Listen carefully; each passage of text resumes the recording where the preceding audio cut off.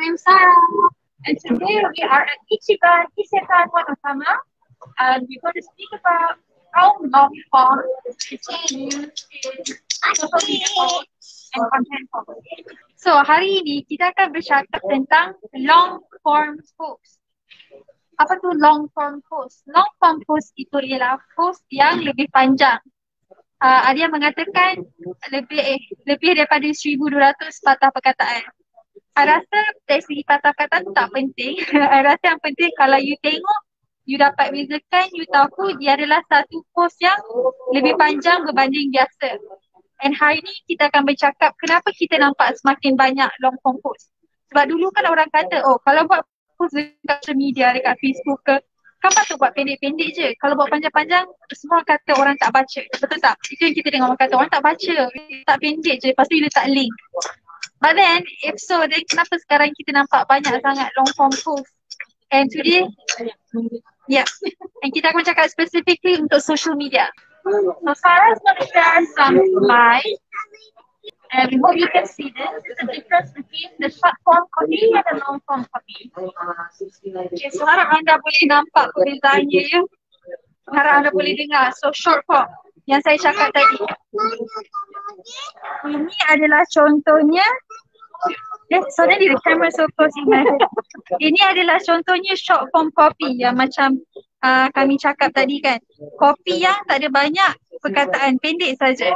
And ada gambar. Kalau tak ada gambar pun tak apa, but basically it's pendek lah, dia tak panjang. And kalau you tengok perbezaan dengan long form copy dekat sebelah kanan, so ini adalah contoh satu long form post. So you nampak tak bezakan? Yang ni macam panjangnya and then ada gambar. So post ni tak, bila you post dekat Facebook atau dekat social media, apa yang dikira sebagai long form post tak semestinya dia hanya perkataan, kadang-kadang ada gambar, kadang-kadang ada video. Tapi yang intipatinya ialah perkataan yang banyak. Lagi satu contoh. Ini ialah lagi satu contoh of a long form post.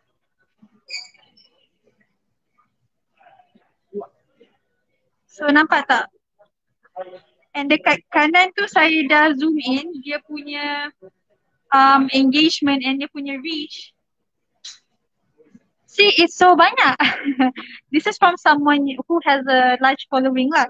But still, anda boleh tengok people reach banyak, engagement banyak dan juga clicks. And selain daripada itu, untuk post ini juga ada banyak comments. Ada banyak comments, okay? So, yes, engagement. So, okay, let's do. It looks like a certain sector actually benefits from it. Most of them are like in the educational side, like coaching, training, or educational course they're trying to sell. So they break it down to what are the benefits you will achieve when you join these specific courses, for example, or a program.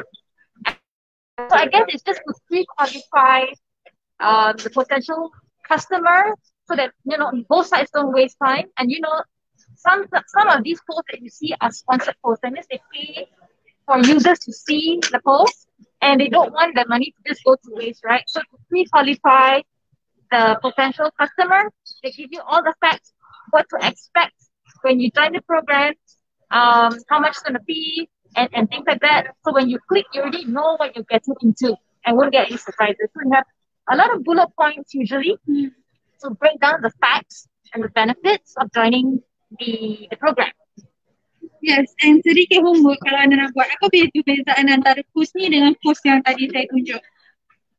Dengan yang ni. Apa perbezaannya? You see, this one is much more tersusun. Kenapa dia tersusun? Sebab dia ada letak bullet point, dia ada letak jarak. And yang ini tak ada bullet point. It's easier to read. So there is a format of writing long form, so it's more comprehensive. But obviously this guy is doing something right because he's getting lots of clicks. Yeah. So kita akan bercakap tentang why is it trending? Kenapa orang guna sekarang and kenapa, why does it work? So the conversion rate is higher, ranks better on search engine, and also I rasa yang ini paling penting. Ini pun penting jugalah. Tapi kenapa sekarang ni sangat berkesan? Sebab orang sedar apabila dia guna long form post and dia cakap lagi banyak, orang akan kaitkan dia sebagai seorang yang pakar dalam apa-apa hal yang dia cakap sebab dia akan explain panjang. Dan ini macam Hani cakap, especially berkesan untuk trainers ataupun orang dalam bidang educational. Kalau anda create post dekat Facebook atau dekat social media yang educate, inform and help them make decision, kalau dia asyik baca you punya post explain panjang-panjang on kenapa benefit sesuatu and such kan, orang akan kaitkan you sebagai seorang yang pakar dalam topik itu. Lain, ya. Alright, so you will see basically a higher conversion rate when you have a long form content. Obviously, you can see the text here as well, so I'm just explaining what I'm reading as well. So you are going to be seen as an expert because you have more thought into your posts.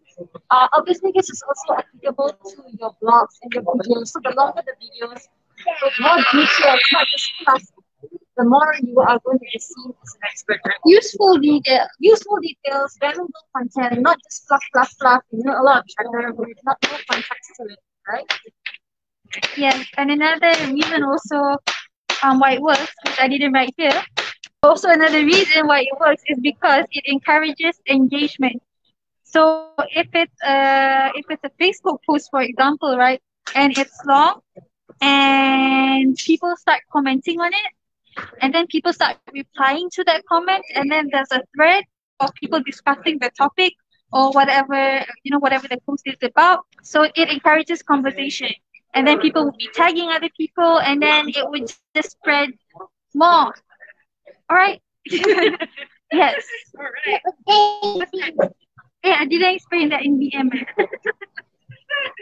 I didn't say in the BM. So, lagi satu perkara yang bagus tentang this long form post yang saya tak tulis ialah dia membuat orang akan bercakap mengenainya. So, dia akan meningkatkan perbualan dan engagement sebab orang akan komen. Ramai orang akan komen dia, sebagai contoh kalau dekat Facebook atau dekat Instagram, orang post dekat bawah, orang komen, orang tag kawan, lepas tu lama-lama dia lebih merebak, boleh jadi viral.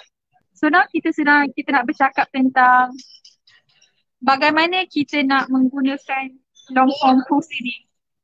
So dari segi teknikal apa yang anda perlu buat ialah anda menggunakan emoji sebagai bullet macam boleh nampak dekat sini. Gunakan emoji sebab kita dah nampak tadi perbezaannya ialah dia lebih senang orang nak baca, easy on the eyes, orang dapat membezakan, orang dapat tangkap dengan lebih senang. So you nak letak the points, masukkan testimonial. Dekat sini boleh nampak dia ada masukkan 2 testimonial on apa-apa yang anda hendak promote the product, dan juga give your audience the full scoop. Jadi anda explain semua detail yang anda ingin ceritakan. Dan yang terutamanya yang paling penting satu ialah decide on your goal. Apabila anda post ni, apakah anda punya call to action? Apa yang anda hendak your viewers buat? Ataupun is it just educational?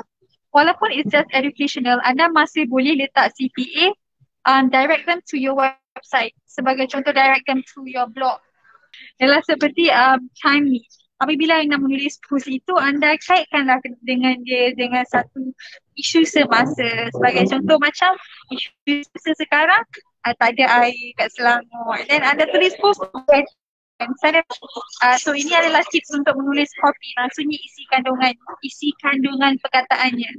So antara yang anda perlu buat ialah apabila anda menulis copy itu, anda jangan tulis sesuatu yang terlalu generik untuk semua orang. Mesti anda dah ada sekarang, anda punya ideal customer avatar, anda punya ideal target customer, anda nampak macam seorang anda cakap kepada mereka.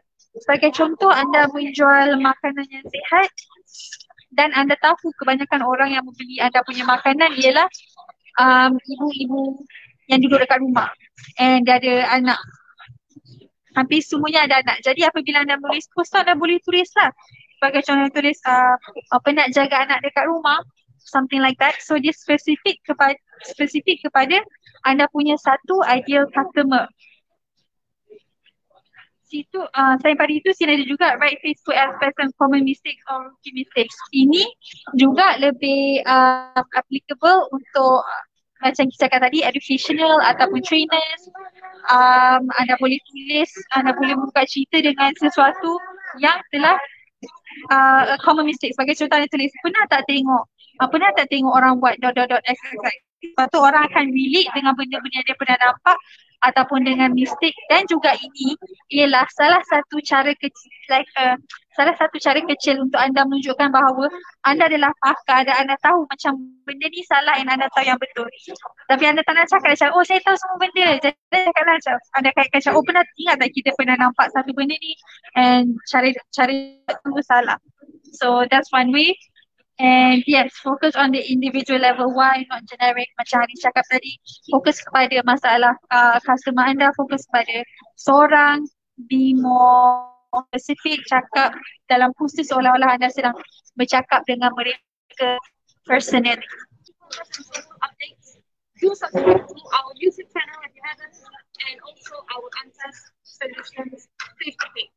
So we'll see you on the inside.